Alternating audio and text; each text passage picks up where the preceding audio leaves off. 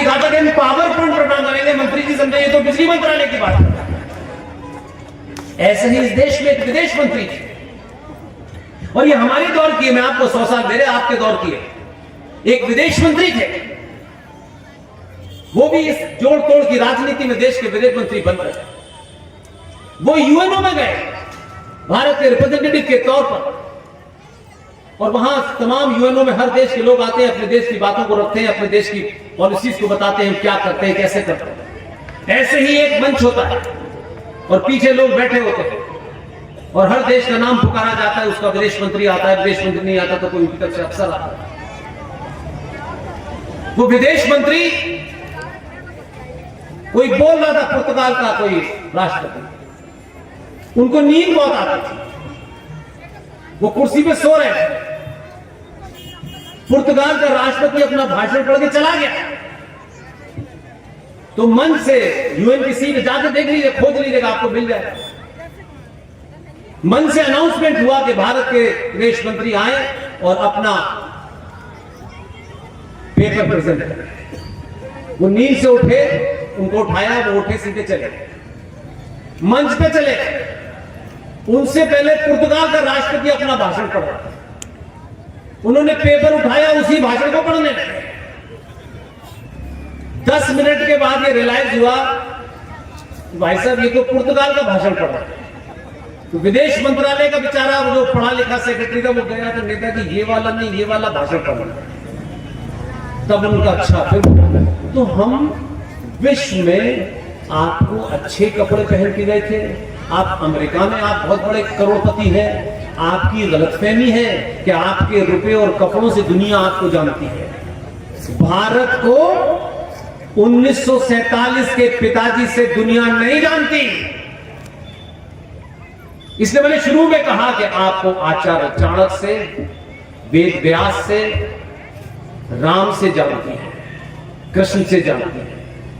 अपने होने का एहसास तो कीजिए कि दुनिया हमें किस नजर से देखती है और हम उनके सामने चवन्नी में बिक रहे हैं।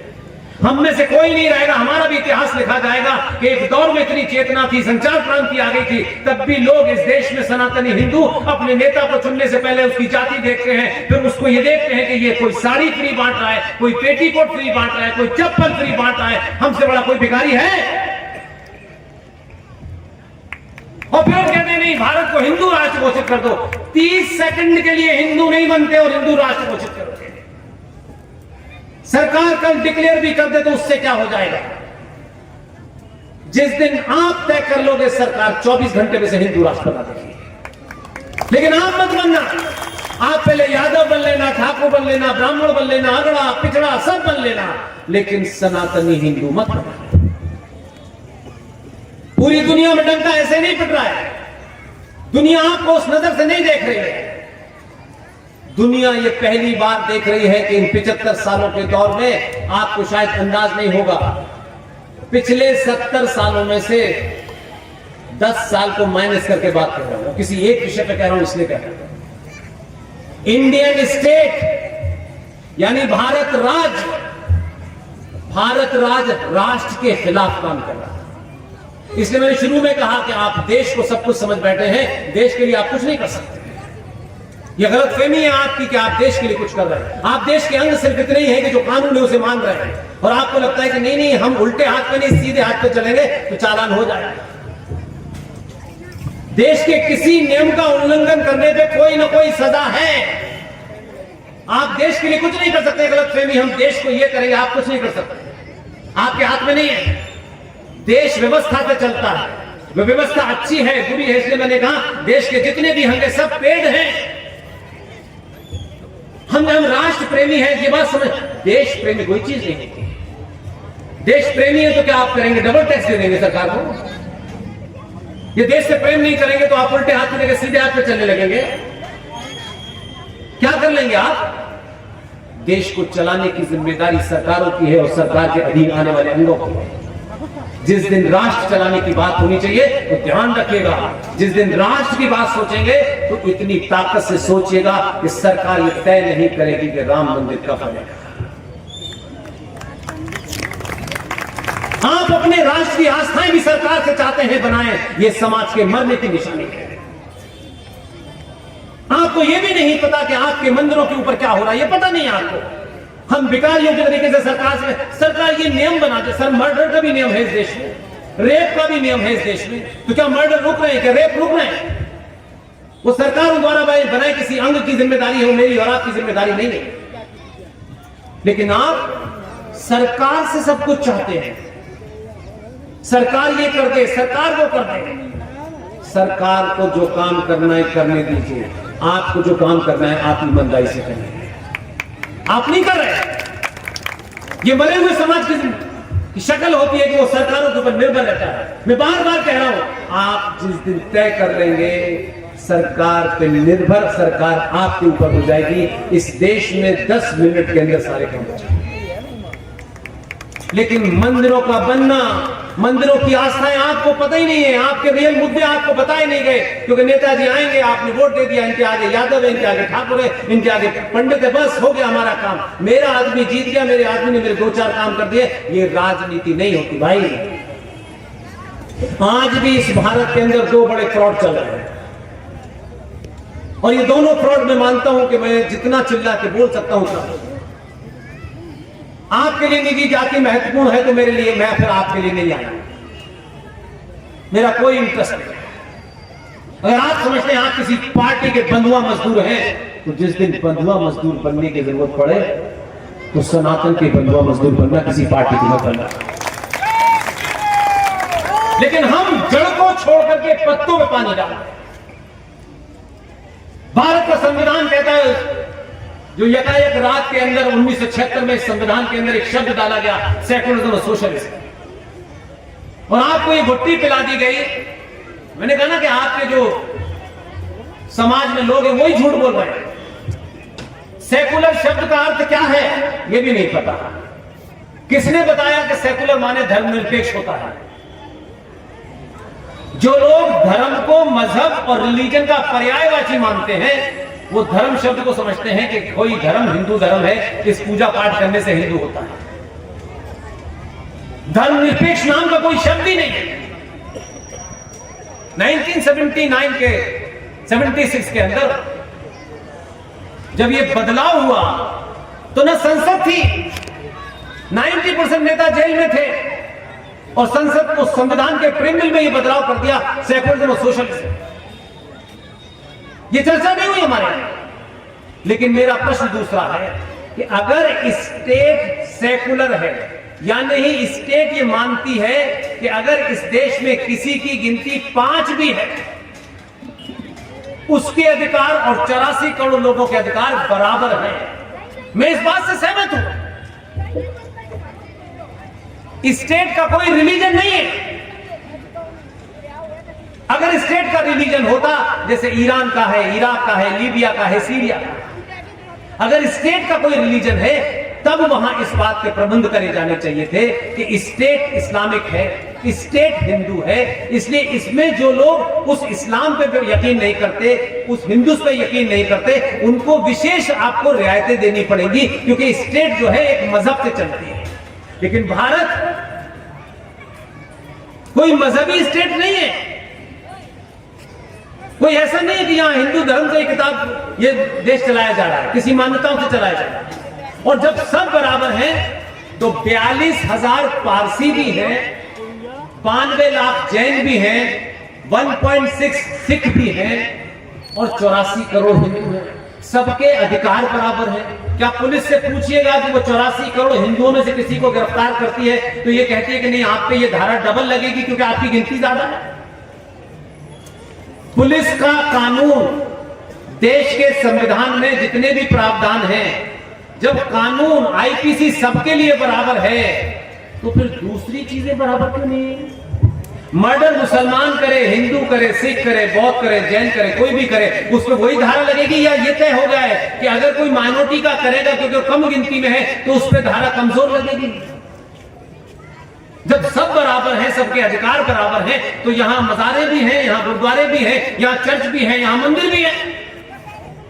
तो किसने ये नियम बनाया और किसके दबाव में बनाया? मैंने कहा कि गिनती का कोई लेना देना नहीं है।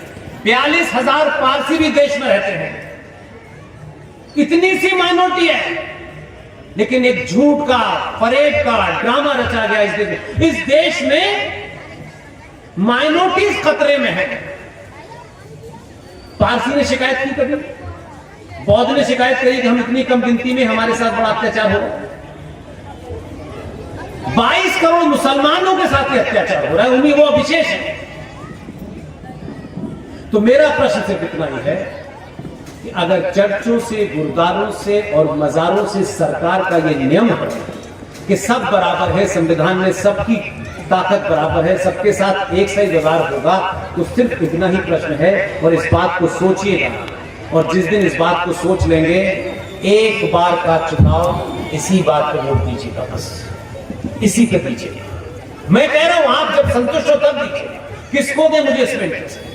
अगर संविधान के तहत सब बराबर हैं, तो फिर गुरुद्वारों में जो पैसा चढ़ता है, जो मजारों पे पैसा चढ़ता है, जो चर्चों पे पैसा चढ़ता है, सरकार किन कारणों से उस पैसे को नहीं छूती? और 84 करोड़ हिंदुओं के मंदिरों पर जो 10 लाख करोड़ रुपया सालाना चढ़ता है, वो सरकार ले जाती है।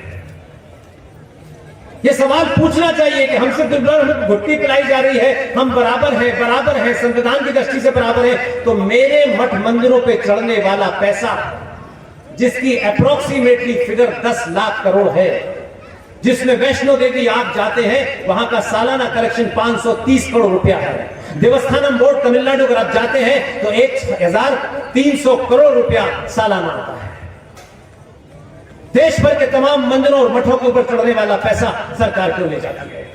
तो हिंदू समाज में अनेक ठेकेदार हैं, हर गली में 2 ठेकेदार खड़े हुए हैं, हर गली में ज्ञान देने वाले लोग पड़े हैं। क्या हम इस बात पे एक राय नहीं हो सकते 80 से 84 करोड़ हिंदू कि हमारे मठों और मंदिरों पे चढ़ने वाले पैसे के लिए हमारे समाज में जो भी लोग हैं, अच्छे हैं, बुरे हैं, छोटे हैं, बड़े हैं, हर समाज से 2-2 लोगों के नाम पे एक ट्रस्ट बना दिया जाए, और उस ट्रस्ट के अंदर हर साल 10 लाख करोड़ रुपया है वो उसमें जमा किया जाए।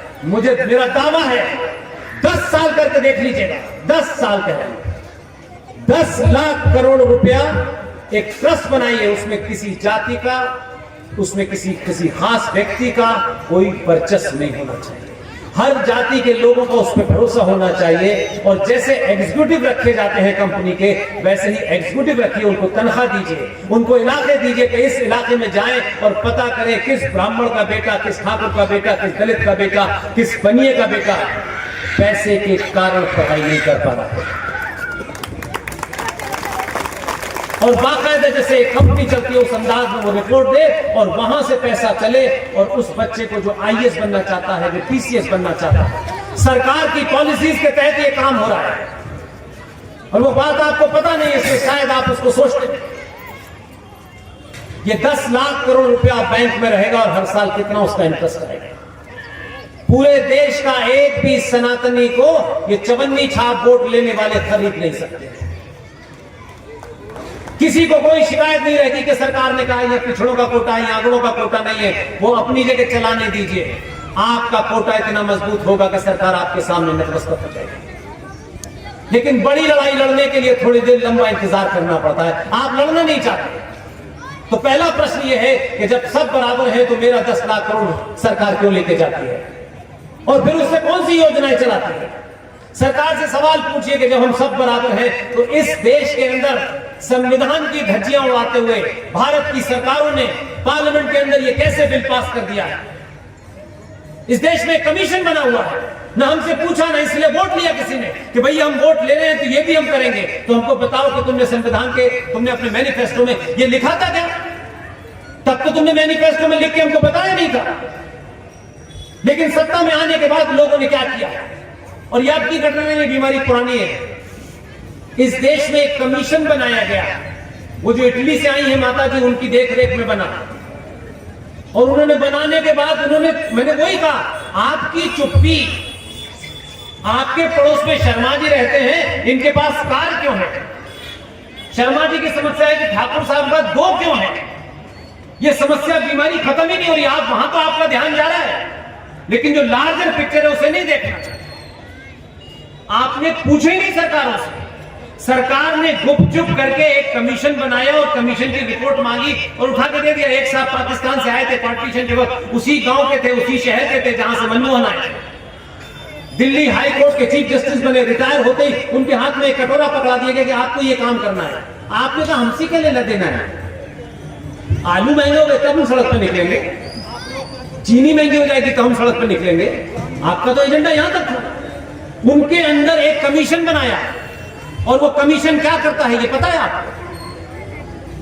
उस कमीशन का नाम है सच्चर कमीशन, क्योंकि उस कमीशन के chairman Rajendra Sachar chief justice थे दिल्ली हाई कोर्ट। और उस सच्चर कमीशन में 5,500 करोड़ का बजट था।